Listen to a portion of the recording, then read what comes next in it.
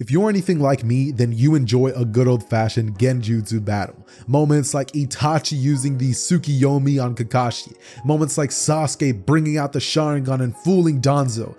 That is the stuff that honestly gets to me the most. And if you're anything like me, you love that stuff. So I'm almost positive you're gonna love What If Naruto Was a Genjutsu Master? Now, this what if is going to be changing the world of Naruto entirely. I mean, Naruto is not going to be the old-fashioned himself, and things are going to be changing a lot. His ninja way, his friends, his team. So if you guys are excited for that, definitely make sure to smash that like button, seeing as the like goal for part 2 will be 1,000 likes. That said, enjoy. Hey Ross, sauce it up.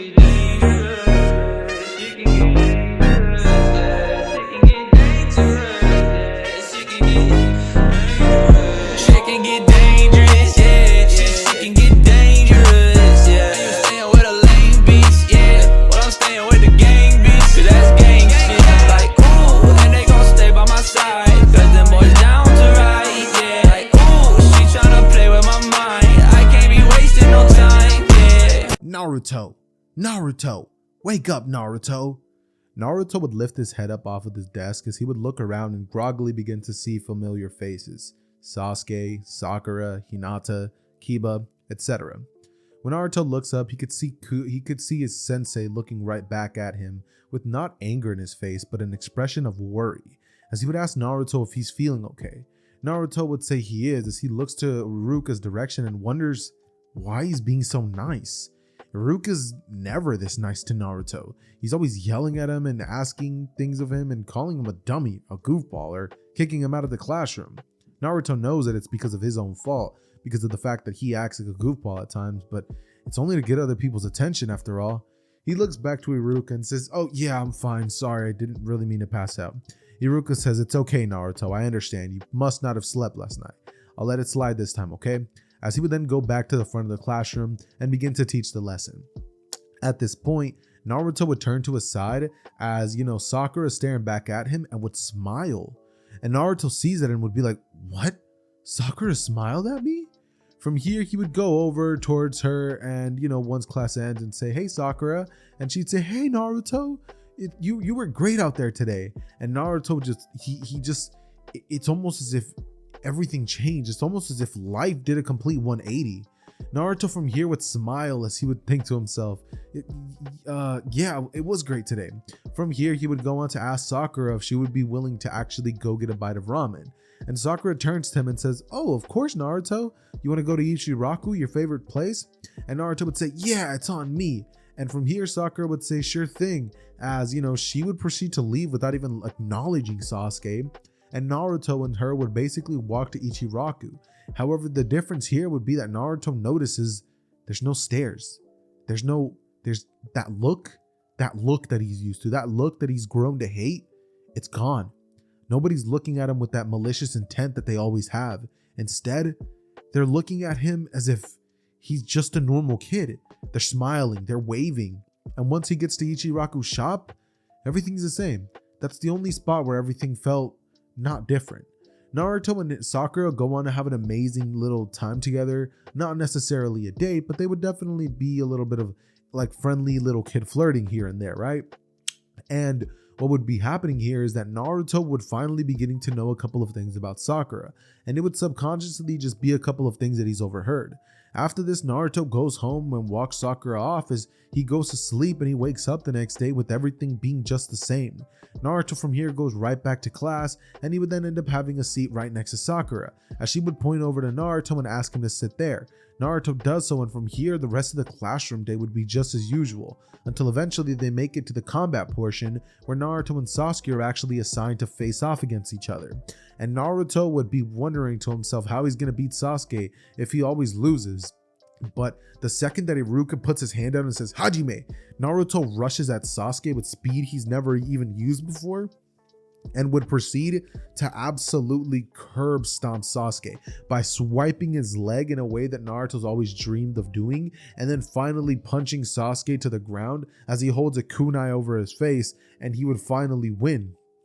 And it would be at this moment that Iruka would say, "Winner, Naruto Uzumaki," as Sasuke would get up, and this time instead of giving him that angry glare, he would just be like, "That was awesome, Naruto," and begin congratulating him. Naruto would be shocked because he's not used to this. Naruto, what? Like, what's going on?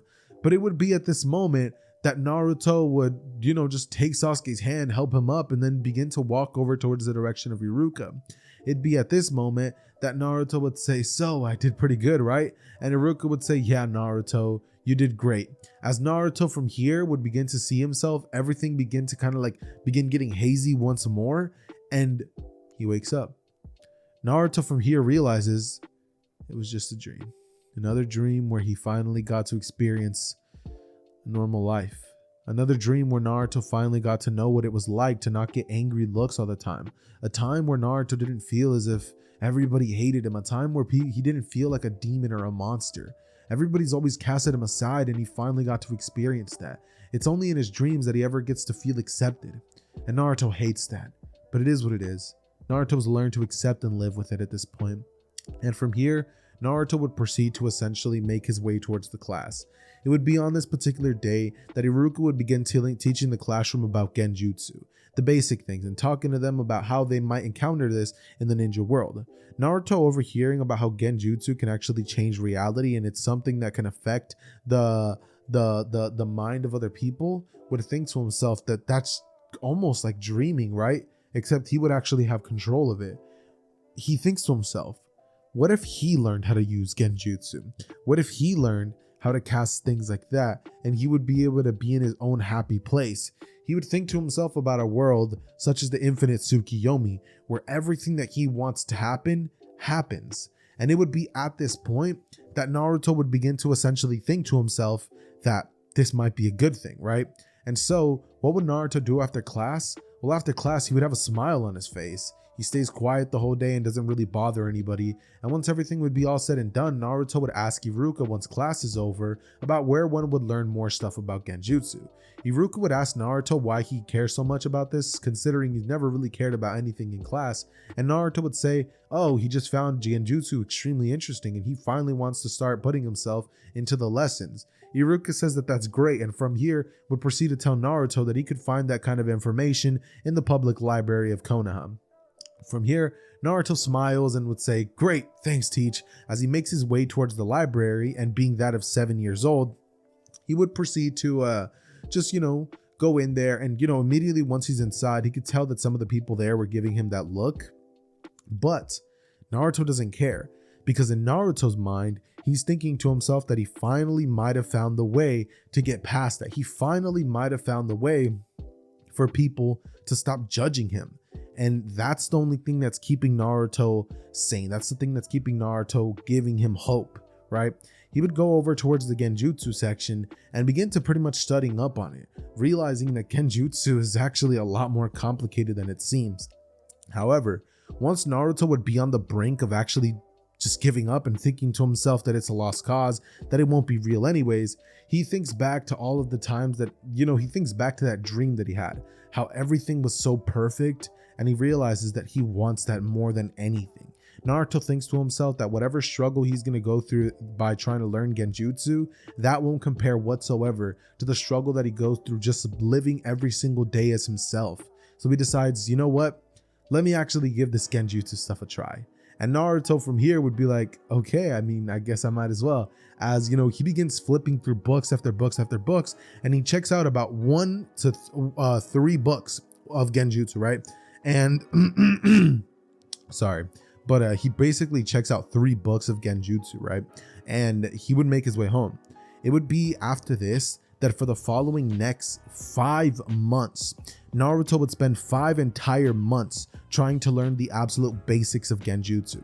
Now at the beginning it would be extremely difficult because of the fact that he has Kurama blocking his Genjutsu path, his chakra and all that stuff. But once Naruto would get past that first bump in the road, Naruto would almost have a way better control over his chakra, because Naruto would learn that to do Genjutsu, you have to have a good control over chakra. So Naruto would try to learn a mastery over his chakra way earlier than he would in canon, which is actually going to help him a lot more when it comes to basic jutsus like the shadow clone and other things of that nature, right?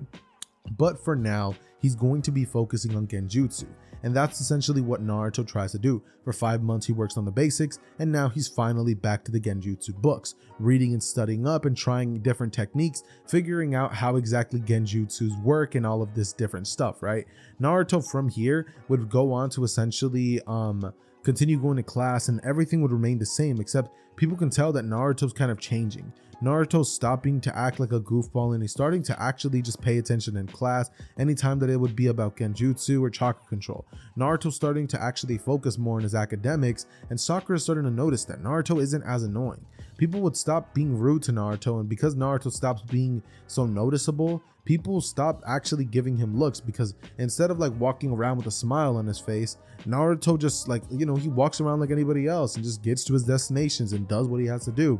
But eventually, after a couple of years, let's say 3 to be exact, Naruto would be at the age of 10 years old, and it would be at this point that Naruto would have a very, very good understanding over Genjutsus and how to actually manifest them and use them in battle, such as subtle Genjutsus, which would make your opponents believe that they're in the upper hand, or that they have a sword in their hands, or like subtle Genjutsus that can like slightly make that could turn the tide of the battle, such as the Genjutsu that Sasuke used against such as the Genjutsu that Sasuke used against Danzo, a subtle Genjutsu that made Danzo believe he had one more that had him one more Izanagi eye when he really didn't, and that was ultimately Danzo's downfall. Genjutsus like that and abilities such as that would be things that Naruto would have started with and ultimately ended up rising up through the ranks into more advanced Genjutsu to make people see illusions, and ultimately getting him to that level where he's almost on the breach of almost actually not even that close to almost, but he's starting to slowly want to get closer to that level of Kurenai Genjutsu, right? Where you can actually have people be restrained in the physical life when it comes to Genjutsu. Like if you Genjutsus them to have like a tree binding them, they'll actually be binded. Genjutsu such as the ones that Itachi was able to use to defeat Orochimaru the first time around, or the kinds that Itachi used to actually defeat somebody like Deidara, Genjutsus that are that powerful. But for now, Naruto was still a ways away from that. That's what Naruto's trying to ultimately get to. But his ultimate goal is truly to cast a Genjutsu so powerful that it can alter reality. That's what Naruto's after. Something similar to the infinite Tsukiyomi. Something where Naruto will have complete dominion over the world. He doesn't want everybody else to live their perfect dream life. He wants himself to live that perfect dream life. Nobody else matters, just him. That said though, we continue on the story, and years would pass after this as Naruto would continue getting more and more in depth when it comes to the Genjutsu side of things, and Naruto at this point would actually begin to be a lot more of a different person. At this point he wears more of like this really casual black hoodie outfit. He's not as vibrant as he would be in the original. He still has some aspects of that in his personality, but now he's a little bit more smart and critical thinking, and this time around people would begin to respect his talent as a ninja because his academics would go through the roof, and now he wouldn't be the knuckleheaded ninja that he was in the original. Now Naruto has a couple of friends, has a couple of respect, has respect from his teachers, and people are starting to acknowledge Naruto. This is making Naruto happy because in the process of trying to build a world that he loves, he's slowly starting to make the world that he's actually a part of not as hard to live in as the one that he has to endure every single day, or the one that Naruto had to endure every single day technically, right? But regardless of this, eventually we get to the point where they would get closer and closer to the day of the graduation exam, right? And as they would get closer, Naruto would have gotten way more advanced with his Genjutsu to the point where now he actually can gain the upper hand over Sasuke, who, because his family was actually massacred by Itachi and Obito, Sasuke never ended up learning counters to Genjutsu or stuff like that. And because he doesn't have access to the Sharingan, Naruto can freely defeat Sasuke and anybody in his classroom anytime he wants through the means of Genjutsus. Naruto is at the level where he can defeat Genins very easily with subtle Genjutsus that can make their opponents think that they have the other hand, or using Genjutsus that can completely alter the case of battle, where they begin to fight something that's not even there because they're seeing things, you know what I mean? And this is something that Naruto would use to his benefit to actually end up becoming the rookie of the year. And because Naruto was more of a Genjutsu fighter, this would mean that Naruto, instead of being assigned to Team 10 with Kakashi, Sakura, and Sasuke, I actually want to change the story this time around to have Naruto be with Hinata, Shino, and himself.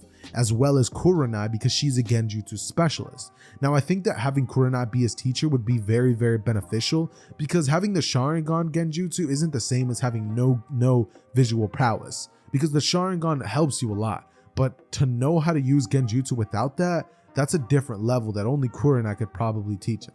That's why Hiruzen decided it might be a better fix to have him be with the Hyuga clan member Hinata, who secretly likes Naruto. Not that secret to everybody else, but secret to him. And Shino, a very exceptional shinobi who can probably fill in the gap of Sasuke, right? Of the talent wise. And because Naruto is so exceptionally skilled, he, can kind of fill in the gap for Kiba as well, right? And because of that, Naruto would be assigned to whatever team it is that Kurenai actually leads. That said, Kiba would actually end up replacing Naruto on Team 10, and when it comes to whether they pass or fail the Bell exam, I'm going to be saying that they still pass it just like they do in the original. Sakura still offers Kiba and Sasuke both food, and Kakashi would still end up passing them.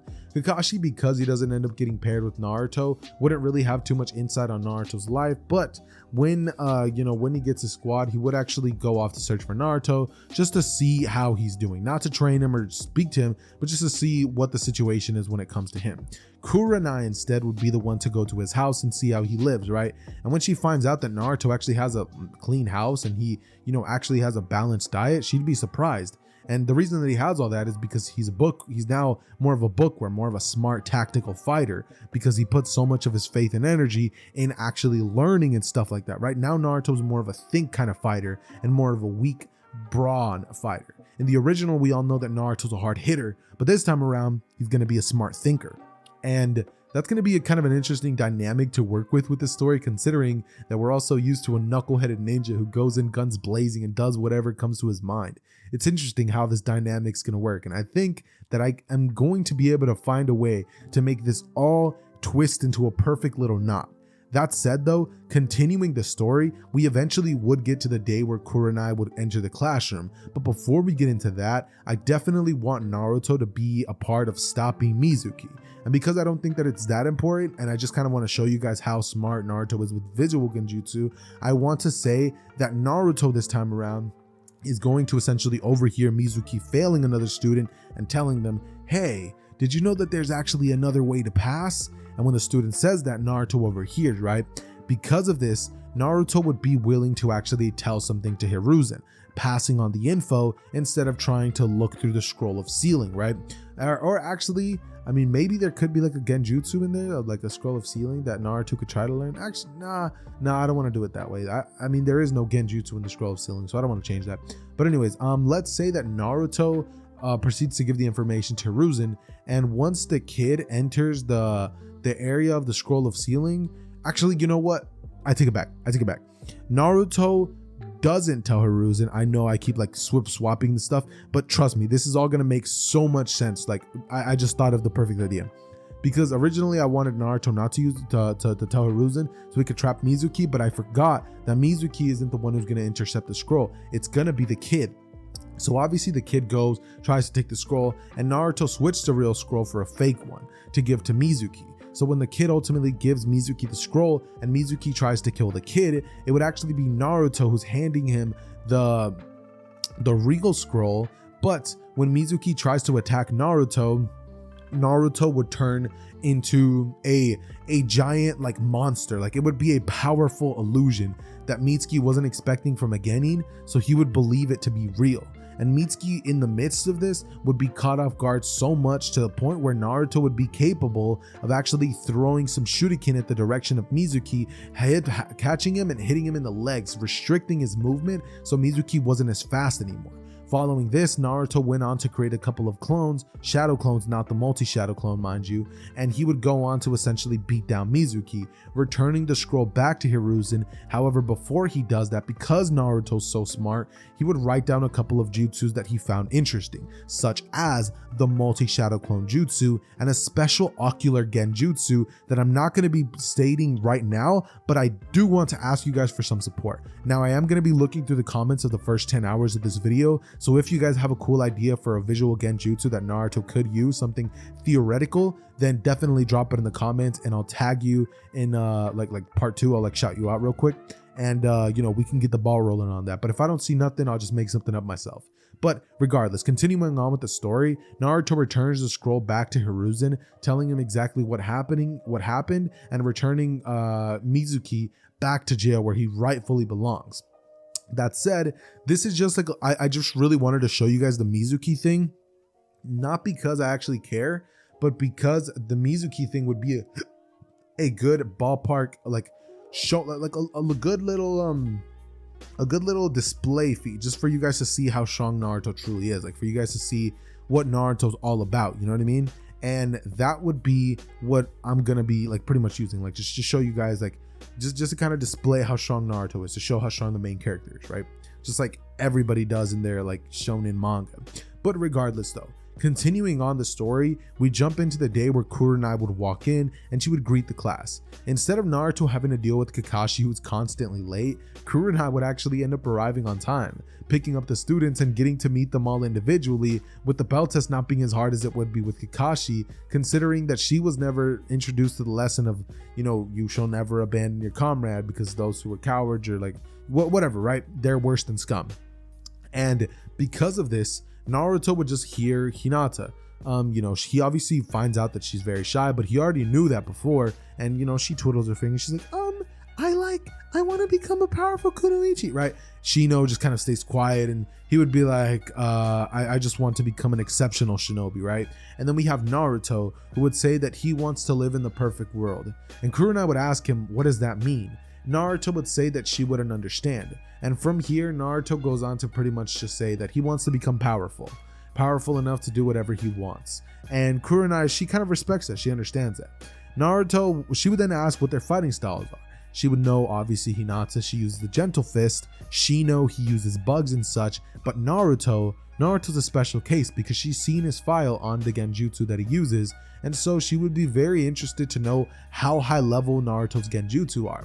Now, this is going to serve a two-purpose thing. Number one, it's going to show Kurenai the level of Genjutsu expertise that Naruto has, and number two, it's going to definitely be humbling Naruto when it comes to how powerful his Genjutsu is compared to somebody who is actually a Genjutsu specialist without an ocular Genjutsu, right?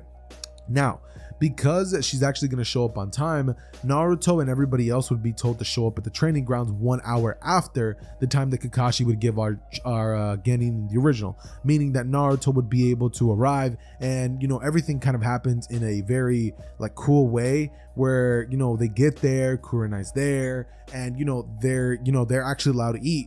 Or actually, no, I'm going to say that they're still not allowed to eat just because I don't want it to be easier for them. But regardless, all of them aren't allowed to eat still. And because of this, all of the squad would be kind of like down in terms of like their nutrition and stuff like that. So they'll be a little bit more prone to getting tired, which would weaken Naruto's Genjutsu just a tad bit. And eventually, she would go on to explain the rules, right? She's like, the bell test is this, and that. But you guys know the rules, so I'm not going to get into it. But anyway, she would pretty much be like, begin. And it would be at this moment that Naruto would be like, all right, I guess it's finally time. He would weave some hand signs, and it would be at this moment that Kurenai would be shocked. It would be like one of those anime moments where the character's like, you know what I mean? Like she's shocked, and she notices that she's in a Genjutsu. She would quickly break out of it, the very easy one to break out of, and Naruto would think to himself that it's interesting how she was capable of breaking out so quickly.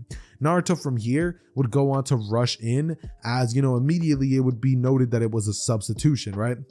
As Kurenai was going in to attack. Suddenly, Shino would come in to attack her with a bunch of bugs, and the bugs would actually cause Kurenai to have to use a visual Genjutsu on the bugs to keep them at bay. Eventually, Hinata would come flying in trying to use her Genjutsus. I mean, not Genjutsus, but she would activate the Byakugan and rush in trying to use the Gentle Fist technique to try to catch Kurenai off guard. Now, it would initially start working until Kurenai would build some space and use some long distance jutsus to actually keep Hinata at bay. She would then use some genjutsus to actually make Hinata imagine Naruto getting hurt, which would throw Hinata off of her game and be kind of a similar situation to what Kakashi did to Sakura, right? And Hinata's getting completely thrown off guard, and she comes in and bam, like she knocks Hinata out. Following this, she would go over to Shino and would beat him via using normal tactics. It would finally be at this moment that Naruto would get his moment to shine, and he would begin using all the stops, pulling out everything he has in his arsenal,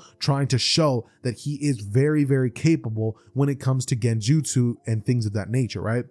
Now, Kurenai, noticing this, would actually be very, very impressed. And she would eventually ask Naruto, "Is that all you got? That's the extent of your visual of your genjutsus, right?"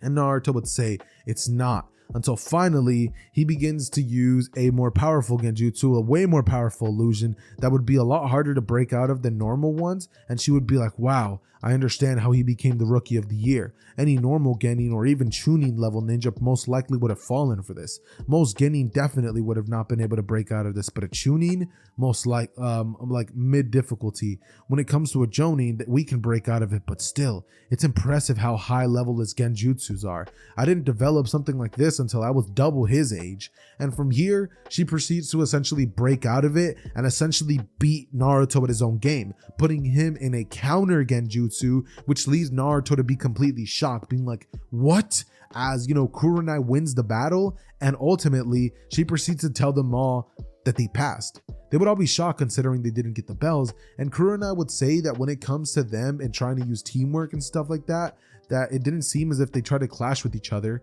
and that they're all exceptional shinobis, that she would be proud to be the one training them and proud to call them team whatever number it is that the team is, right? And from here, Naruto, Hinata, and Shino would be like just shocked, as Kurenai would say, "Naruto, you're all right." We pick up our story in the perspective of Hiruzen as he's looking towards Team Kurenai, and he would tell them congratulations for passing all of the D-rank missions that he had assigned them previously. Naruto would be thinking to himself that they were quite easy, seeing as he was capable of placing genjutsus on cats that were giving them issues. When it comes to other things, Shino's bugs were very, very good when it comes to tracking, locating, and generally speaking, things of that nature. Hinata's vision is perfect, so this team is pretty much as stacked as it's going to be getting. They all make up for their shortcomings in one way or another, and Naruto's ability to be a genjutsu user whenever Kurenai isn't there, and her to have a full faith trust in Naruto, is key to what makes this team as powerful as it's going to be later on in the story. That said, Hiruzen, after he's done praising the team, would look towards the direction of Kurenai and be like, "I see that your team has already done about 20 D rank missions. Do you believe that they're ready for a C rank?" And Kurenai nods. She's like, "Yeah, we believe we're ready for a C rank." As from here, Hiruzen goes on to look at her Kurenai and tells her that the first C rank mission that they're going to be going on is transporting a couple of goods to the land of the Whirlpool. Yeah, the land of Whirlpool, right? Let's just say the land of Whirlpool, right? And Kurenai's like, "Wow, that's a bit of a strange place. Usually when we go there, it's higher ranked missions." And Hiruzen says, "Yeah, but it's just going to be a little bit of a trade-off, and you're mostly just basically going to encounter a bandit, if any at all." And from here, Hiruzen just looks at her and asks if she's ready. She looks towards the team and asks this gang if they're ready for this mission. And Hinata, she's like, and Shino, he just stays quiet. But Naruto, he says, "Sure." As from here, Kurenai's like, "We'll take the mission." And from here, they would proceed to essentially get ready, as the next day they're going to be going on their first C rank mission. How exciting is that? Could you imagine you're a ninja, you know what I mean, like 12 years old, and you're going on your first mission? I think that's awesome. I think that the feeling could potentially be compared to that of a feeling of that most of you have probably already experienced, which is freshman year of high school, where you're like worried, but you're also excited because you're finally in with the big leagues until you realize, hey, this is not as fun as it looked, you know what I mean? But regardless though, we do get into a little bit of a different situation, because now they're not going to be having to deal with, Tazuna's bad mouthing the entire trip, and it's just their team. They finally get a chance to bond with each other. They get a chance to learn more things about each other, and Kurenai would make sure that they would, generally speaking, try to get to know each other a little bit better, try to get to know Naruto a lot better, because she's definitely interested in his growth the most, seeing as he, just like her, is a genjutsu user. So she's very much so interested in Naruto's development, and she thinks that Naruto could be a very, very powerful shinobi someday in the future. That said though, she would proceed to essentially start the mission off by just walking. First 30 minutes, nothing would really happen. They don't encounter the demon brothers or anything along those lines, and they pretty much start the journey off just fine.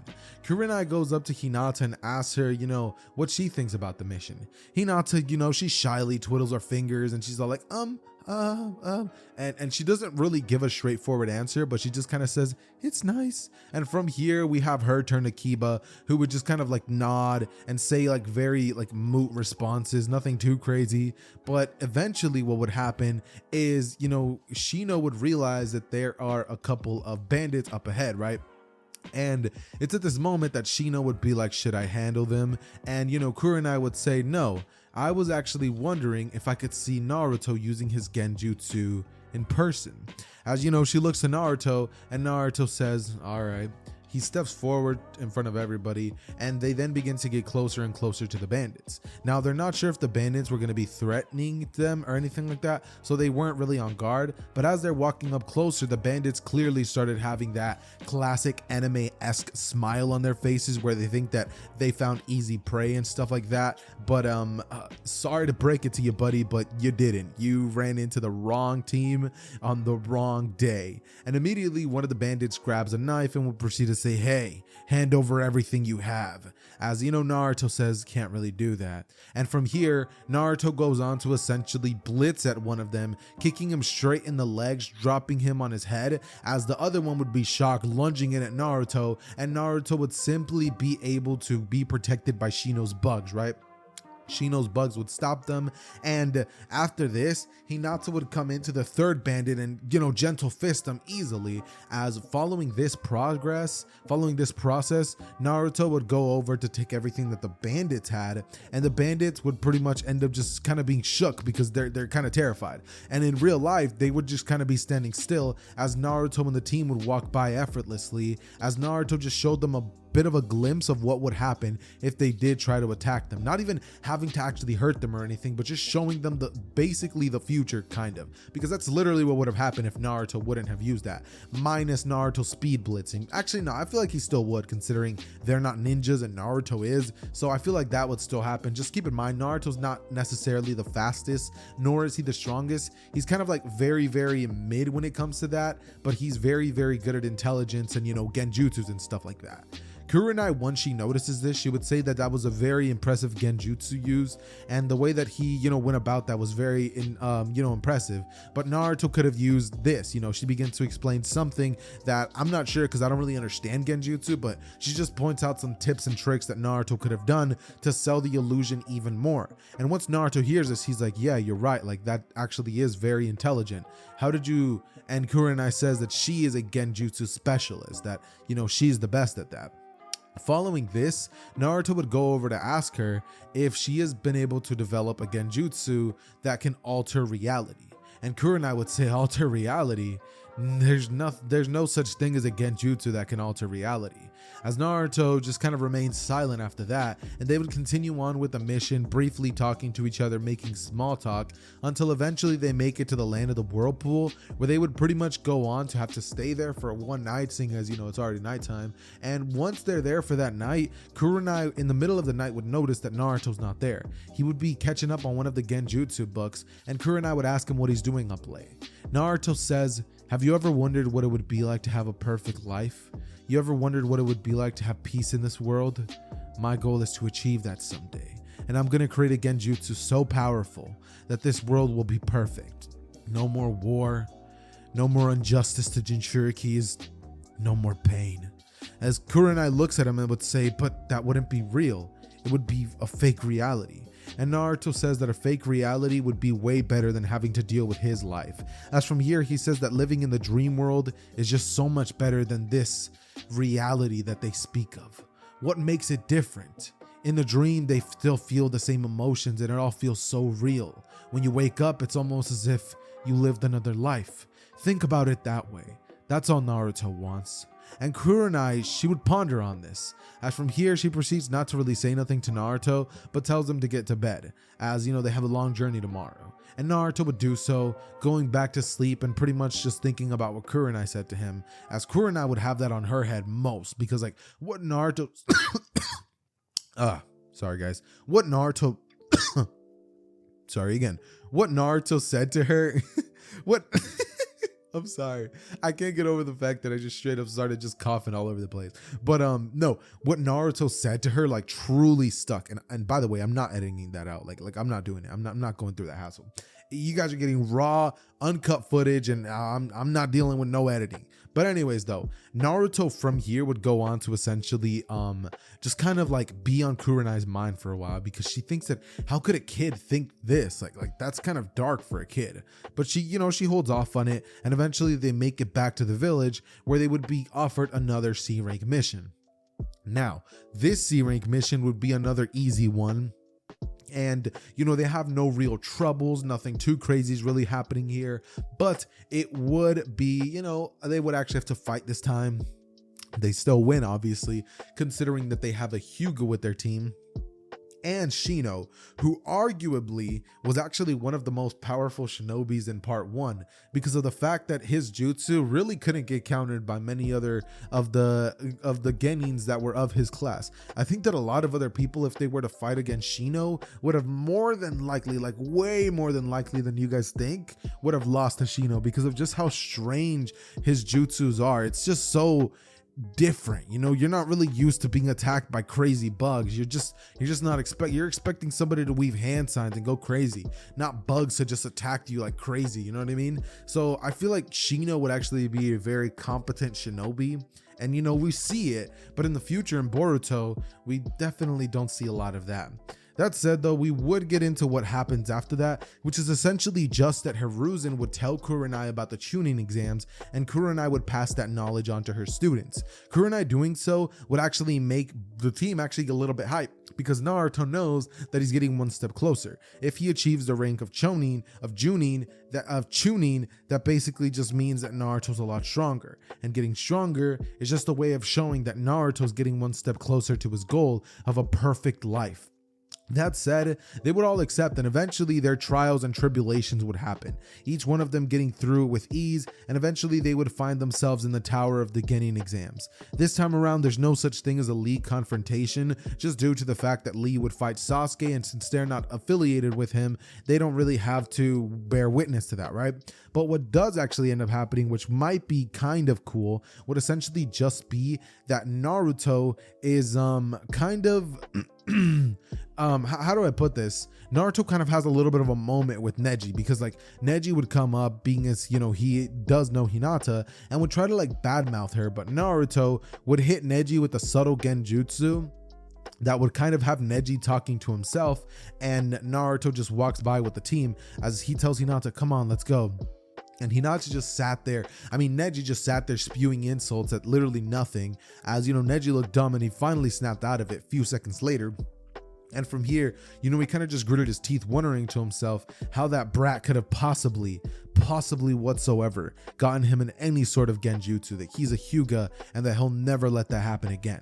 From here, though, what would end up happening is essentially the team would gather together towards the area where all of the rookies were at, and it is at this moment that all of them would kind of begin to just kind of like talk amongst each other, right? Eventually Kabuto comes up and offers assistance, but the team Kurenai would actually not, you know, accept. They're like, nah, we're good. And they would eventually make their way towards the written portion, where Naruto goes on to actually easily answer the questions, and Shino would be able to use his bugs to cheat, so they're all able to easily pass through that. And a lot more people would actually end up passing this portion, I mean failing, because Naruto doesn't give that uplifting speech that gives the spirits of all of the contestants up, that gives them all that I will never quit attitude, if you know what I mean, right? So pretty much what ends up happening here is we just kind of get a situation where everyone makes it outside, and eventually they pretty much end up being told the rules by Anko as to what the Chunin exams outside portions entails, how they have to gather scrolls. And we would still, I'm not sure if we would still have a situation between Naruto and Orochimaru, because Naruto would be paying attentive attention to Anko, so I don't think that that situation between Orochimaru, Anko, and Naruto would go down, and instead we would kind of just get a moment where the team just kind of nods at each other, and, you know, Naruto is kind of made the team leader, right, in Kurenai's absence. Naruto proceeds to tell Hinata to activate her Byakugan to search as far as she can and see if she can find anybody that they can go after. And Hinata would say that there actually is, that she found a squad that looks relatively weak and pretty close to their age group. So if they want to attack, they should definitely go up to them now. It will probably take them about 5 minutes to get there.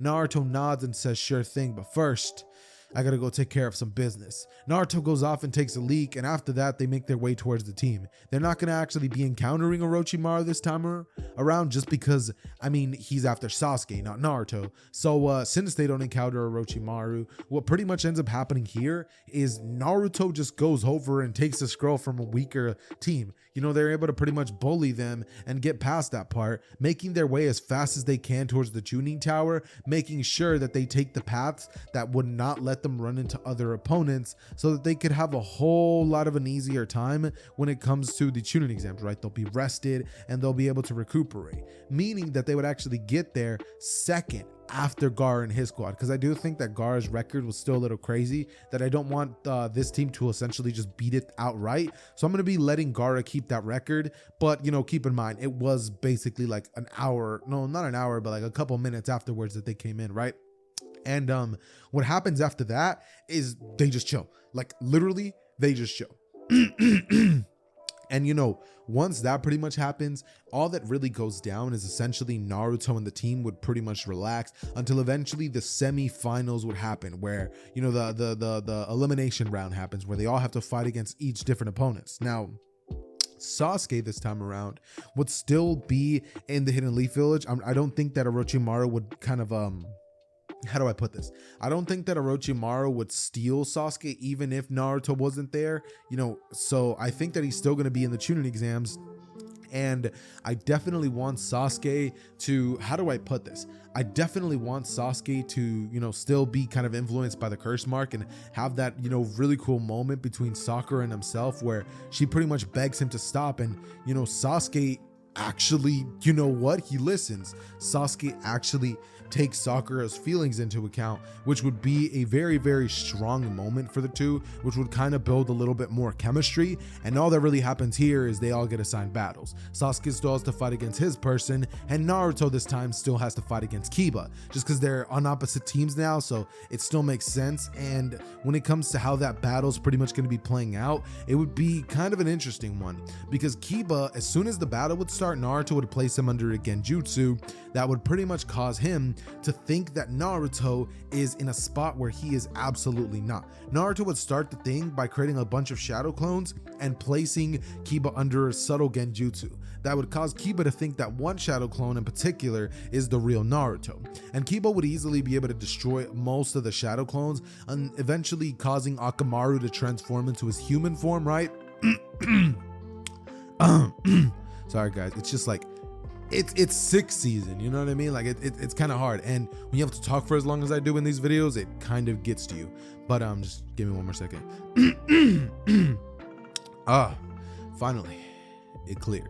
But pretty much what ends up happening after this is Naruto would be able to easily defeat Kiba via using this subtle Genjutsu that he would use. Kiba would go after a fake Naruto, and on the instant that Kiba would actually cause him to pop, Kiba would actually see himself win the battle. After that, he hears the proctor say Kiba wins, and Kiba just lets his guard down. After this, Naruto is capable of weaving hand signs and shooting a powerful wind style jutsu at Kiba, knocking him down onto the ground, and he would rush at Akamaru and just kind of put him like a soccer ball, you know what I mean?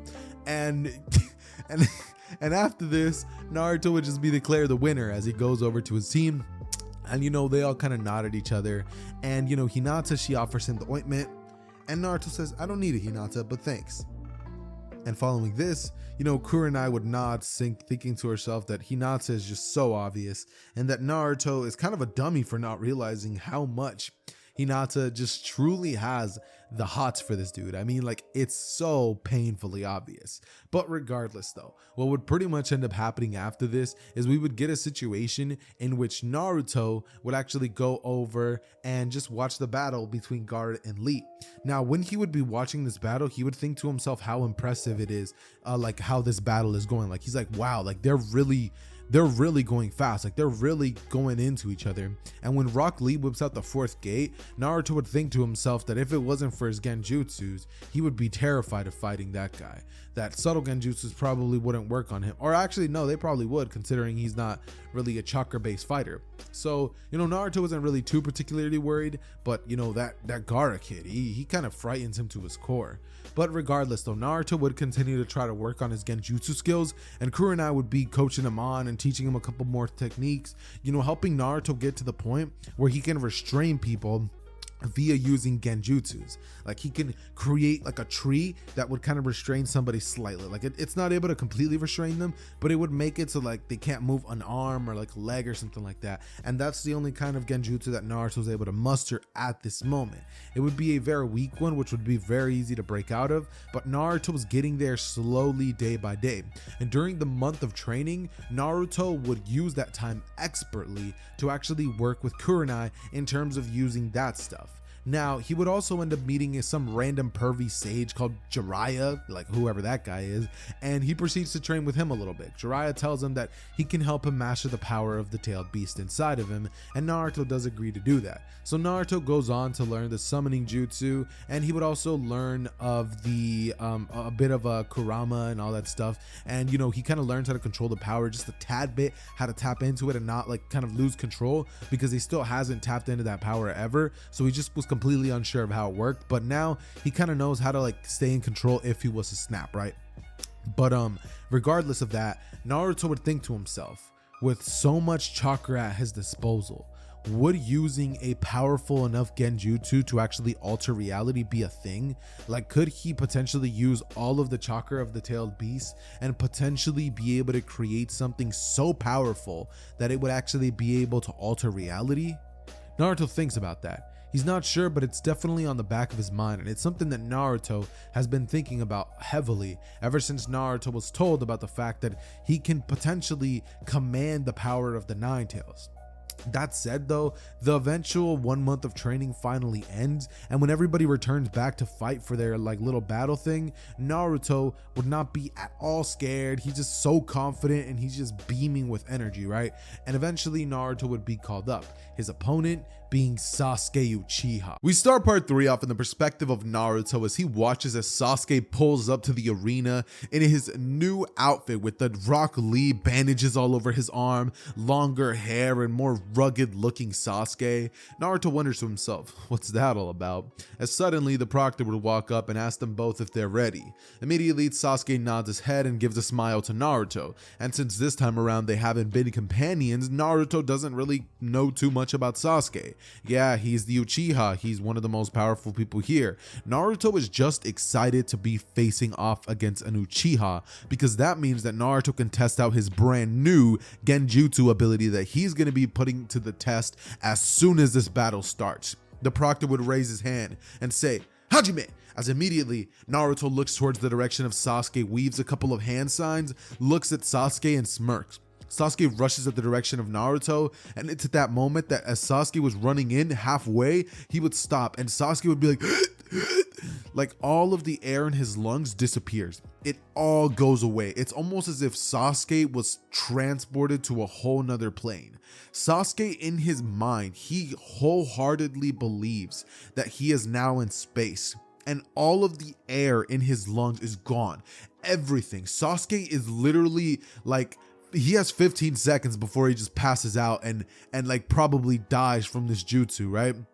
Now, Naruto is using this genjutsu, and this is something that takes a massive amount of chakra. We're talking like half of his normal supply. So Naruto was actually going crazy when it comes to the genjutsu because he's been working on this for like a year and a half, and Sasuke was the first one who used it on, a Sharingan user, with Sasuke having his Sharingan active, which is supposed to negate genjutsus, but it doesn't, because this one is just that much powerful. And Sasuke is just like, the dude passes out. Immediately, as soon as Sasuke falls to the ground, the proctor states that he lost. Naruto goes over towards the direction of Sasuke and places his hand on Sasuke's forehead, removing the genjutsu and dispersing the chakra that was in his mind, causing all of that, all of the anomalies inside of Sasuke's brain waves, his body, and everything immediately just disappears. Sasuke finally snaps back into reality, and he would look up as Naruto as, he wakes up in the hospital. This would be a couple of hours later after Rock Lee and Gaara after Neji and Gaara would have fought, which would have actually led to, to Neji losing, because I don't think that Neji would be capable of handling somebody like Gaara. I just think that it's a really, really bad mismatch for Neji, so I think that Gaara is going to ultimately take the win. And when it comes to the final battle at the end of the Chunin exams, Naruto's chakra supply was so low that he just ended up losing to Gaara. Now, what happens once he loses to Gaara? Well, once he loses to Gaara, the signal would be placed, and immediately all of the chaos and destruction that would ensue in the original would pretty much start. Gaara, after being the winner, would rush off with the Sand siblings, and this time around he wouldn't even be partially transformed, but Naruto would actually end up following them, thinking to himself that he has to stop that guy and he has to beat him, right? And as they're running away, Naruto would proceed to essentially catch up to Kankuro, right? And then suddenly Shino appears. He handles him, and Naruto then finds Temari. He places her under a subtle Genjutsu, making her think that she's actually fighting against Naruto, when in reality it was just there to stall her. She finally breaks out of it, and Naruto's already caught up to Gaara. As of this moment, Naruto looks at Gaara and then would proceed to say, "You beat me back there in the exams, but most of my chakra's already been refueled, so it's not going to go the same way this time." One of Naruto's eyes would glow red, as no, it's not some sort of Kekkei Genkai no Genjutsu, it's just the influence of the Nine Tails pouring into Naruto, giving him access to more reserves of chakra. And Naruto would kind of close his eye suddenly as he opens it, and Gaara would look straight into it with those dead eyes, until eventually Naruto would be right in front of Gaara, and Naruto would begin to pummel down on Gaara, who just is powerless.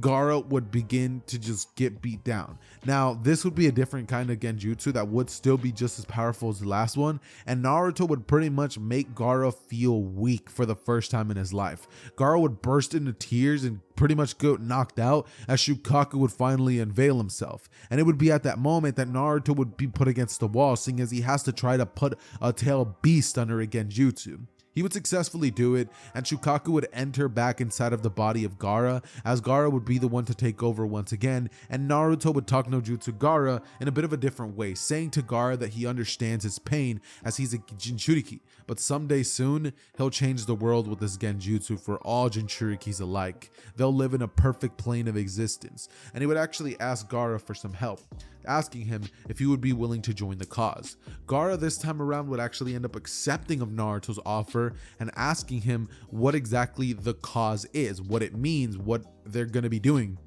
And Naruto says, "The cause is for me to know and for you to follow. Just tell me if you're in. All I can say is I promise you the perfect life, a life where nobody looks down on you, a life where nobody's trying to kill you constantly, a life where you can actually live normal, you can have friends, you can be somebody, you won't even have to deal with your tailed beast inside of you. You can completely tame and take over it, use its power to your own whim." And once Gaara hears that, he would immediately think to himself that sounds awesome, as he would proceed to join Naruto's cause, and eventually the battles between everything on this day would pretty much come to a conclusion as the funeral for Hiruzen happens. He's dead. RIP. Rest in peace. And, we basically just have Naruto going off to search for Tsunade with Jiraiya. Now, this is where things finally begin to get interesting for Naruto, because as of now, the only person who's really been able to put Naruto in his place is Kurenai, right? And Naruto thinks, okay, everyone in the village, everyone else, I could probably get them, but no, Kurenai, she's probably off limits. Naruto's on this journey with Jiraiya, and seeing as he still has the tailed beast, Itachi and Kisame are still looking for him. Water break!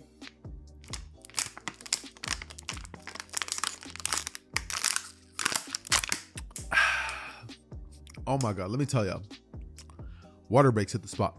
A little bit more.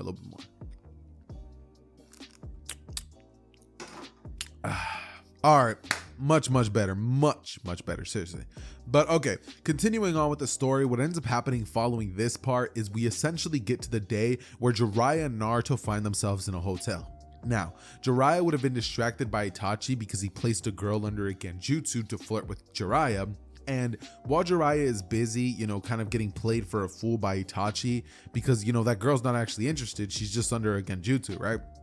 and Jiraiya would be completely none the wiser of what's happening right now. So this would mean that Itachi and Kisame get more than enough time to go try to find Naruto, ambush him, and try to kidnap him and take him back to the Akatsuki organization. Now they do so, and the scene where Naruto opens the door only to be greeted by Itachi's eyes would still happen just like it does in the original, except this time around Naruto jumps back and immediately would think to himself that those two are Akatsuki members, right? When Itachi, when Naruto was with Jiraiya, he would have definitely learned of what the Akatsuki are, what the Akatsuki stand for, and what it is that they're doing. So Naruto is just, he's not trying to get captured because he knows that his tailed beast will be ripped out of him, and from the books he's read, he'll die. So Naruto's not trying to go with them, right? He tries to get away, understanding that he's not in a good position, seeing as he can't place the Genjutsu on two people. So the best bet and best course of action would be to try to escape. Right, he uses a fire style jutsu, or no, a wind style jutsu, to blow open a hole in the wall, and he would jump to the top of the building as he would begin trying to make his way towards Jiraiya, trying to signal out for him. But Jiraiya is still none the wiser, and it's at this moment that Kisame would pretty much body flicker in front of him, right, holding his blade by the sheath and basically saying, "Look, kid, it's not a very lucky day for you. You either surrender and come with me, or we do this the hard way." As Kisame licks his lips and looks down to Naruto with a terrifying expression on his face. Naruto turns back, trying to run away once more, and he sees Itachi standing there. As Naruto says, "Whatever, it's life and death now," as he proceeds to try to cast that powerful Genjutsu on Itachi, and Itachi would proceed to stop for a moment and start coughing blood, as it would be at this moment that Itachi would pretty much counter the Genjutsu that Naruto was using and pretty much end up placing it on himself. So Naruto falls to the ground and loses all of his air in his lungs, but Naruto, being the one who created the jutsu, would know how to break out of it, and he would break out just in time. So he would start coughing the blood out now, and Naruto looks back as Kisame grabs him by the collar and says, "You're coming with us, kid." But suddenly Jiraiya pulls up, right? Jiraiya pulls up, and we see Jiraiya pulling up being like, "Let him go," as it's at this moment that Sasuke would simultaneously arrive and be like, "Itachi!" using his Chidori, trying to cast that ability on Itachi, and Itachi would just I'm sorry to say this, but Itachi's completely catching that Sharingan once more, that Chidori once more, and just absolutely embarrassing his younger brother. I mean, I'm sorry guys, but if you try to fight your older brother, it's not gonna go good. I don't care how big you are or anything, you're gonna lose every time. But regardless though, what ends up happening here is Naruto would actually look at Sasuke, trying to fight him, and Naruto would be wondering what he's doing. That guy is dangerous. It's at this moment that he puts two and two together and realizes that's the brother who massacred the Uchiha clan. And Naruto would finally realize how he did it. I mean, the dude is so powerful. He would actually have genuine fear, and for a moment he would be thinking to himself that he's not going to get to live out his dream, right?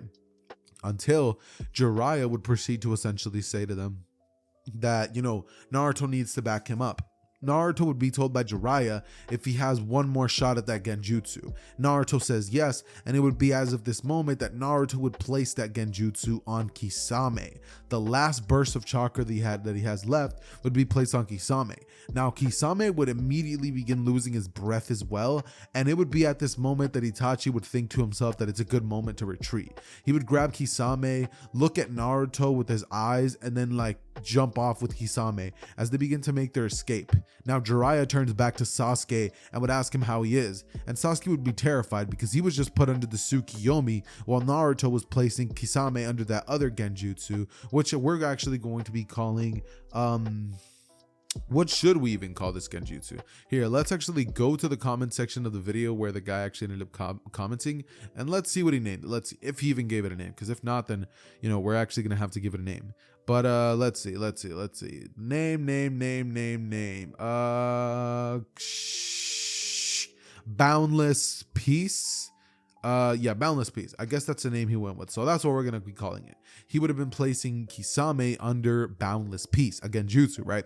And it would be at this moment that Naruto, Jiraiya, and Sasuke would end up pretty much meeting Might Guy, who would end up arriving in the scene and taking Sasuke back to the village. It would be at this moment that more precedent would arrive for them to actually want to take Tsunade back to the village. And once this happens, things would actually end up being very, very similar to how they were in the original. I'm not really gonna lie, because I mean, obviously we have the scene between Jiraiya and Tsunade where Jiraiya tries to explain to her that they need a Kage, they need her to come back, and she's like, nah, I don't really feel like it, but of course we have Naruto, who really doesn't care too much about being Kage, because again, that's not his goal. So when she disrespects him, he doesn't care. But Jiraiya does end up being the one to come in clutch, and he would be the one to tell her that she knows deep down she should come back. The village needs her. And Tsunade would end up just kind of sitting there drinking her pain away as she thinks about who to choose, Jiraiya or Orochimaru.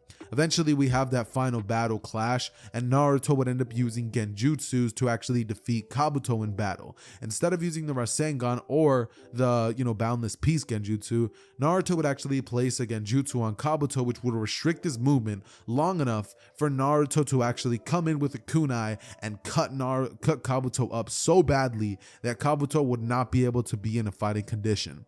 Eventually, Orochimaru has to retreat, and this would leave the squad to actually end up returning to the village, where Tsunade would end up healing everybody, and it would be at this moment that Sasuke would wake up. However, this time around, he still thinks that he's the strongest on his squad, right? He still thinks he's stronger than Sakura. He's definitely stronger than Kiba. So that fight between him and Naruto doesn't go down, and because that doesn't go down, Sasuke's inferiority complex isn't as highly sparked as it would be in the original. However, I do believe that Sasuke, being the person that he is, I think ultimately Sasuke's still gonna end up going with the Sound 4 once he gets a taste of that power, right? Once he sees just how strong he can truly become. Now Sasuke, because he ends up going off with Orochimaru, we would be forced to have a team assembled by Shikamaru to actually retrieve Sasuke, right? Now, because the team would be assembled by Shikamaru, the same people would go and we would have all of the exact same battles, except this time around, Choji dies. Now, I don't know why in the original we had Choji survive. I mean, there was really no real reason for him to. I mean, like, he would have been such a cooler character if he died at that moment. Cue that weeb, because, he said that. But, yeah, I just think that it would have been such a cool fight if there were actually more stakes and more people got, like, seriously injured. And I also want to change one more thing in this fight. Neji. I think that Neji should die right here. Yeah, I think that Neji should not survive the operation. Why? Because the dude dies in the future to a stick. I'd rather have him die and go out like a G than die right now, you know what I mean? And we're not really going to use Neji in the future of this what if. He's not really going to be prominent whatsoever. So, let's get rid of two birds with one stone. Two characters were taken out completely. And let's continue on with the mission. So Naruto would still be one of the main people who is tasked to go after Sasuke, considering he's probably one of the only people that can beat him, and Naruto would be the one who goes after him, right? Eventually, he would encounter Kimimaro. Now, Naruto thinks to himself that, this guy looks weird, like he looks powerful, right? He tries to create a couple of clones and run past him, but Kimimaro dismantles them. And Naruto would wonder to himself how he's going to get past this guy. Like, the dude is so strong, right? Until eventually he's like, whatever. Like, I can always just use the power of the Nine Tails when I really, really need it. So he would proceed to use Boundless Peace on Kimimaro. And when I tell you that he's actually going to get Boundless Peace, I mean it. Rest in peace. Yeah, the dude's dead, because Kimimaro, without no oxygen and that horrible sickness that killed him in like 20 minutes after this, yeah, he's gonna die without oxygen. I'm sorry to say it, guys, but Kimimaro, GG, bro. Like, you were a cool character, but you're still dead. And anyways, after that happens, we would actually end up getting something else that actually would end up going down. Because Rock Lee would end up arriving and see that Naruto took him down, Rock Lee would end up actually going over with Naruto to actually try to fight off Sasuke, right? Now, once they arrive, I don't think that Naruto would kind of like try and talk to Sasuke. I think that Naruto would try to like run over to Sasuke and, try to like place him under a Genjutsu, but Sasuke would punch him in the face face and tell him to get out of here with that weak Genjutsu stuff, that he has transcended anything like that, and that he's not the same person that he was back in the Chunin exam. As from here, Sasuke looks to Naruto and says that he's a nobody now, as he would look to him with a Sharingan active, and Naruto would actually try to place Sasuke under a weaker Genjutsu to kind of restrain him, but Sasuke breaks out of it immediately, and Naruto would wonder to himself how in the world he did that, right? And it would be at this moment that Rock Lee would drink some of his sake, and Naruto looks to Lee and tells him that he needs to distract Sasuke for a minute, as Naruto needs at least a minute to charge up this other Genjutsu that he actually has been working, which is actually the Bringer of Darkness technique, a very weak, watered down version of the original, just because we can't have a Genin actually have that, and I don't want Naruto's Genjutsu progression to be that crazy. Actually not, more of like a mid-level Bringer of Darkness version, right? Which once activated would actually catch Sasuke off guard. Like his vision is gone. Like Sasuke is pretty much blinded once Naruto uses the Bringer of Darkness technique, right?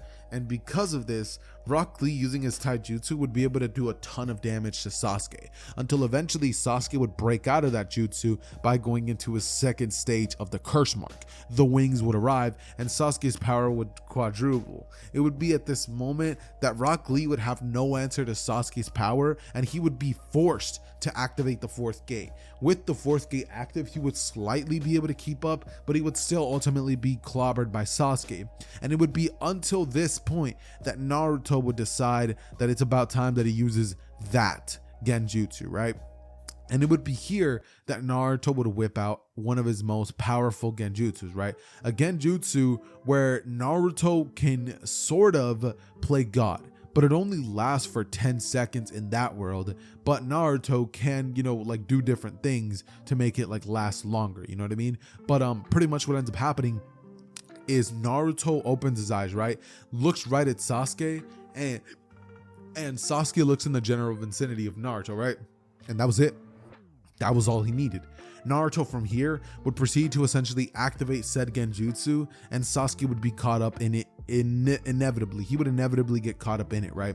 Now, as soon as that happens, Naruto would be able to pretty much like do anything he wants, right?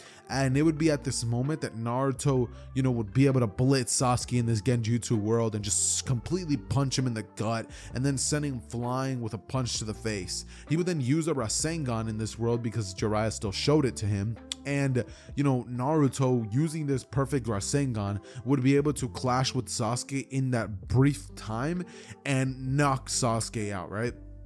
Now, it would have been at this moment that Naruto was about to actually grab Sasuke and bring him back to the village, but it would be here that Naruto, who was pretty much all out of chakra now, looking down at Sasuke, getting ready to just pick him up and drag him back to the village, would then get hit with a weird thing like on the back of the head, and Naruto drops down to the ground, face hitting the mud, as the rain that would be coming down would be pouring hard on Naruto and Lee as they're both down on the ground. And Kabuto grabs Sasuke, smirks, and then says that was payback for what you did to me, as he grabs Sasuke and makes his way towards Orochimaru's base. Only minutes later, Kakashi would arrive and end up grabbing both Naruto and Lee, returning them back to the village, reporting to Tsunade that the mission was a failure. Naruto wakes up. We start a story in the perspective of Naruto, Jiraiya, and Tsunade. All of them would be in the infirmary, and Naruto would have just woken up from his semi-small coma. Now, Naruto, when he woke up, would have once again had one of those dreams where he had a perfect life. And Naruto, once he wakes up, would be like, oh, I'm back. It's at this moment that Jiraiya would pretty much be the only one left in the room with Naruto, as he would pretty much brief Jiraiya on what happened in the mission, and nobody would blame Naruto. Sakura would not be in there like being all like Naruto like crying or anything, because he never made a promise to Sakura this time around, just because he wasn't part of her team. But instead, we would actually have two brand new members there watching Naruto. Hinata and Shino would both be at his bedside, wondering if he was gonna be okay. And the moment that Naruto was fine, Hinata would have gone over to jump on him and hug him. Naruto waking up with Hinata hugging him, he would realize what was going on, and the second that Hinata realizes what she had just done, hear me out, she's gonna turn bright red. That's all I'm gonna say. She turns bright red and she's like, and then she passes out. Shino, however, kind of stays kind of silent, and he's like, I'm glad you're awake, Naruto. I vowed that I was going to stay here until you woke up, and now that you're awake, I'm going to go take a nap. From here, Jiraiya would pretty much end up telling the nurse to take Hinata and make her wake up, and after this, Jiraiya would finally have enough time to explain to Naruto that they need to go on a bit of a training journey, talking about how the Akatsuki is on the move, and if they don't watch out, they're going to be taken out by them. And you know that pretty much what could happen is that Naruto could have his tailed beast ripped away from him, because from the intel that Jiraiya has been gaining recently, he's noticed that they have been going after Jinchurikis. Now, what does that mean? That could either mean that they're trying to go after world domination, or they're trying to create an Akatsuki with a bunch of Jinchurikis, and that is dangerous. So Jiraiya needs to prepare Naruto for that, and so they go on a little bit of a 3-year training trip, where during this time, Naruto would take scroll upon scroll upon scroll upon scroll of Genjutsu techniques and specialties that he could work on during this 3-year journey. And once Naruto returns, let me tell you guys, it's not gonna be fun for anybody that has to face off against Naruto. It's almost as if Naruto's gonna be able to make fake illusions. Like, have you guys ever seen a show where someone has the ability to create illusions, like a gigantic 300 feet monster that like is about to crush you, but the illusion can't physically harm them because it's just an illusion? Well, now picture that, except Naruto could pretty much play an all-powerful being without being that. You know what I mean? Like, he can pretty much be so powerful compared to others, where to the point where he could manifest a gigantic titan, right, and have it just crush someone, and they'll feel the pain of getting crushed. And that's just how OP Naruto's genjutsus have gotten. He's gotten so OP to the point where jutsus like Koro Matsukami are things that Naruto can actually do without the abilities of the Sharingan. He can manipulate people via genjutsus, and Naruto has so much of a genjutsu prowess that he can actually control the abilities of Kurama, because he's able to simply place Kurama under a genjutsu that makes Kurama think that he's giving his chakra to Hagoromo instead of Naruto, who it's truly actually going to, and who is actually siphoning it and using it for his own his own means and stuff like that, right? So Naruto was just absolutely going crazy when it comes to genjutsus. And what else he would have learned would have also been, more ninja stuff. He would have actually gotten to around the same physicality level that he would be around Shippuden. But this time around, Naruto would be more of a badass fighter, because he, instead of trying to go rush in and guns blazing, he's more of a different person this time around. He wears more black hoodie, he just has a dark outfit, he's more on the chill side of things. He's kind of like Shikamaru, except he doesn't say what a drag, he just does things, you know what I mean? And Naruto is just getting more and more powerful as the days went on. He went on and pretty much learned everything there was to know about Genjutsu. He's at the point where Kurenai's Genjutsus wouldn't even phase him. And things like the Sharingan, forget about it. They can't capture him inside of a Genjutsu whatsoever. Something like the Tsukiyomi from Itachi, Naruto would easily be able to break out of that because of just how much effort Naruto has been putting into his training. When I tell you guys that Naruto has gotten strong during this time skip, believe me. And once he returns and he's pretty much tasked with the mission of saving Gaara, well, actually, would he be tasked with the mission of saving Gaara, considering Team 7 was the one? But since Naruto's not there, I think that this time around, we're actually going to be switching things up, and we're going to be saying that Kurenai's team is the one that's going to be tasked with finding Gaara and returning him back to the village hidden in the sand, right? They got to return the Kazekage, right?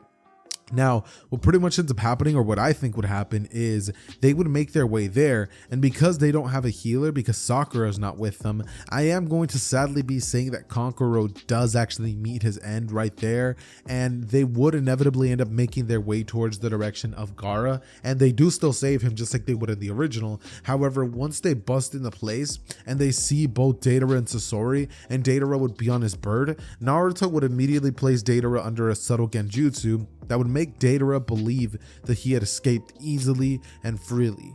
However, once Deidara would realize it, Naruto would actually be right behind him. He would have actually been given enough time to actually jump on top of the bird and pretty much hold the kunai to his throat.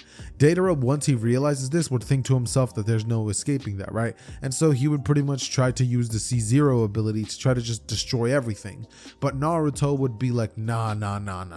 And so he places his body in a Genjutsu where he would place him in a comatose-like state, right? Where Deidara's like biggest fear pretty much just comes out and Deidara loses once more to Itachi, because that's what I think is his truest fear, like where he finally admits that someone else's art form is better than his.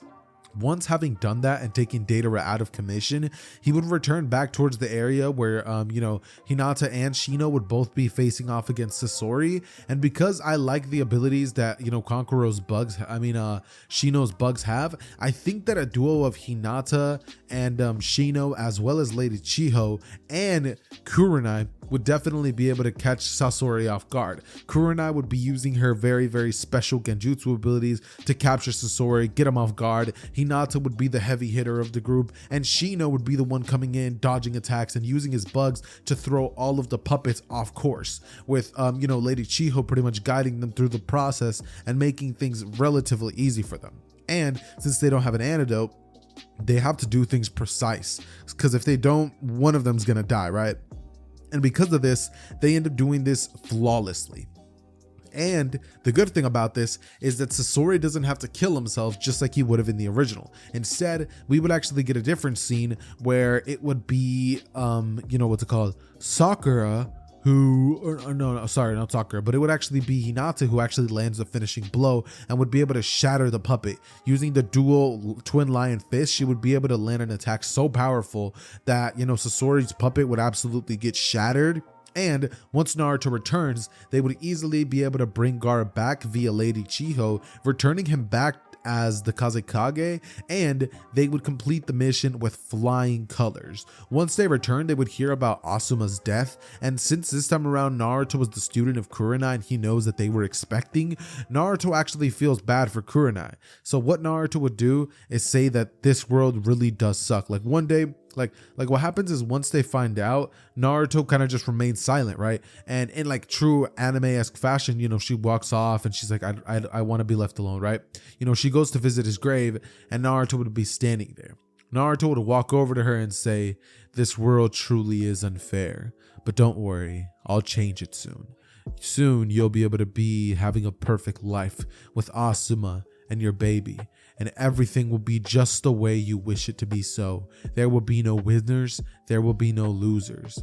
There will only be good." And from here, Kurenai would turn over to Naruto as she says that kind of world isn't something she'd like to live in, that Asuma died of fighting for the right things and that she can accept it, and that she's going to continue living on, raise their child and raise him to be a very, very powerful shinobi, he or she, right? And from here, Naruto would be wondering to himself, why does she not wish to live in the world that I want to create? Like, what's wrong with it? It would be perfect. Like, wouldn't people want to live in a perfect world? But it's not exactly like that, because Naruto thinks to himself from a different viewpoint than everybody else. Because if everything was perfect, then what's the point of wanting to live in that world? If you have everything, if you have a game beat, you don't want to keep playing the same game that you already beat, right? Because you're going to just be doing everything over and over again. So that's what Naruto doesn't understand. But he'll understand soon, and a lot sooner than you guys think. Eventually, though, Naruto would be assigned to go and try to actually go with the team and actually try to take out the rest of the Akatsuki members, such as Hidan and Kakazu, and Shikamaru would still handle Hidan just like he would in the original. However, Naruto this time around, instead of using the Rasen Shuriken to handle Kakazu, once Naruto arrives on the battlefield, Naruto uses a Genjutsu, which would actually terrify Kakazu, because the second that Naruto gets there, Kakazu would literally be thrown into a void of straight up darkness, until eventually the void would be filled with so much light and straight ethereal creatures. He would literally be in space. And this would be exactly like a domain expansion, in which Naruto would proceed to essentially, using his Genjutsu-like abilities, would create an illusion so powerful that Kakazu would literally be left in a comatose state. Like, he would have aged rapidly and just fallen straight to the ground, with his heart's literally decaying, and Kakazu like just looking to Naruto and being like, ow. You know what I mean? And Naruto looks back to Kakuzu and says, that someday is going to be so real that it will truly kill those who get in my way.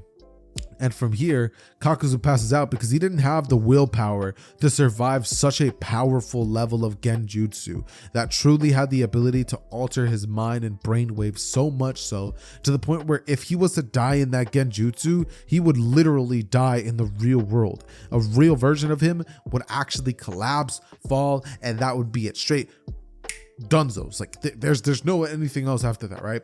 And so after this, we would actually get the scene in which Sasuke would actually go over to fight his brother. That would still be just like it would be in the original, and eventually we would find ourselves in the moment in which Pain would try to attack the village. Now, in the original, we would have actually had things go a little bit different than they will now. But, you know, he would have had the Rasen Shuriken training, but we're actually going to be taking that away and just having Naruto go do the Sage Mode training, which is something that he is going to be learning, thankfully. And once he gets to the village and gets into his battle between himself and Pain, it would not be the same battle that you guys are expecting. Because this time around, it would actually have a very, very hard time facing off against Pain. Why? Because Pain is 6 people, and you can't exactly place puppets under a Genjutsu. He would have to face the real Pain. So it would be at this moment that Naruto would finally encounter one of the only people who he truly couldn't defeat on his own, right? And when he would try to place the paths of Pains under Genjutsu, he realizes he literally can't, right? Like he genuinely can't place the paths under nothing. And by the way, guys, sorry if you guys hear background noise, my family's pretty loud. But anyways, like the paths of Pain cannot be placed under Genjutsu. So Naruto struggles heavily when it comes to taking them out, and he has to actually go into Sage Mode, which is something he didn't think he was going to need to use to barely be able to keep up and dodge out of the way. But once Sage Mode would prove not to be enough after he was capable of destroying one path of Pain, the rest of them would easily be able to jump him and take him out, literally taking Naruto straight to the leader of the Akatsuki, with Naruto being taken away with rods straight up into his arms and legs, and Naruto would be placed in front of Obito, where the extraction would pretty much start beginning. Now, Obito would begin to tell Naruto about the plan of everything, and once Naruto hears about the intentions of the Akatsuki and what he plans to do with the Jinchurikis, Naruto would think to himself that that's something that he wishes he could be a part of. He would ask Obito if he could help him, and Obito would be confused because he never expected somebody to actually agree with his plan. Everybody that he has told the plan to, whether it be somebody like Itachi or anybody else, almost everyone except for Madara has pretty much been against this plan. But for Obito to see that Naruto would actually be willing to do this would shock him. And Obito would decide that he will actually allow Naruto to help. And this is probably not what you guys were expecting. You guys probably were thinking that Naruto was going to be having some sort of character arc where he learns that, you know, reality is better than a fake world. But nope. Naruto doesn't learn a lesson this time around. Naruto joins up with Obito, and from here he would actually help them when it comes to capturing the rest of the tailed beasts. We would actually have a moment in which Naruto actually becomes a part of Taka. Naruto, Sasuke, and Hidan and all of them, or no, not Naruto and Sasuke and, you know, Team Taka would actually go across the land, and they would actually go over to try to capture Killer Bee. Now, Naruto being there would actually cause the mission to truly be successful. And, you know, Killer Bee would actually be captured because Naruto would be able to place Killer Bee under Killer Bee's Jinchuriki under a Genjutsu so that he could not tap into the powers of his Jinchuriki. And without that, he was easily able to be taken out by Sasuke after Sasuke whipped out his Mangekyo Sharingan and was able to pretty much read and detect all of Killer Bee's movements, making the battle almost too easy for him, right? And that's pretty much what ends up happening, which would actually lead us to one more thing, which is pretty much just going to be once they start capturing more and more points of the Akatsuki, Sasuke's like, all right, now I have to destroy the Hidden Leaf Village, right? But Naruto doesn't want Sasuke to destroy the village because he needs more people alive, because he wants those people to experience the perfect life, even if they don't deserve it. But regardless, Naruto is thinking to himself that he's a merciful person, and regardless, he would end up making his way towards the Akatsuki to pretty much give up the last Jinchuriki other than Gaara. considering, you know, that Gaara's Jinchuriki has already been taken, but he was just revived, right? And so what would end up happening here is we would actually get a scene in which, you know, because they have a portion of Naruto's Jinchuriki and Killer Bee's Jinchuriki, they would actually be able to summon the Ten Tails. And the Fourth Great Shinobi Alliance wouldn't even be formed by then. They would have literally been having the meeting at the time that the statue for the Ten Tails would have already arisen, right?